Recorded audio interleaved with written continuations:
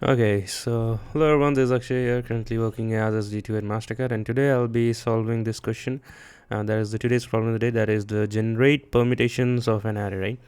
This question already been covered in past. The moment I saw this question, I realized that I have definitely solved this question in past, and that goes to my second question. All unique permutations of an array. If you read the question, there's only one difference that here we need to generate all the permutation of the array, and the note says that you can return any permutation, okay, and generate all the okay और इन्होंने खुद ही बोल रखा है कि an array will have a unique elements, right? So basically all the permutation which you will generate will have a unique formations, right?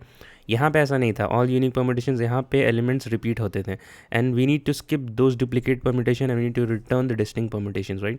So what I'm gonna do is, again, the full explanation would be there in my previous video, that is this one. Where is that? This one. And today marks again 6:24, and the video you will get it here. Yep, all unique permutation that would be featured in our home playlist as well, and you get the explanation from that video because not gonna record again. And I'm gonna copy the same code. I'm gonna come here. I'm gonna just paste it.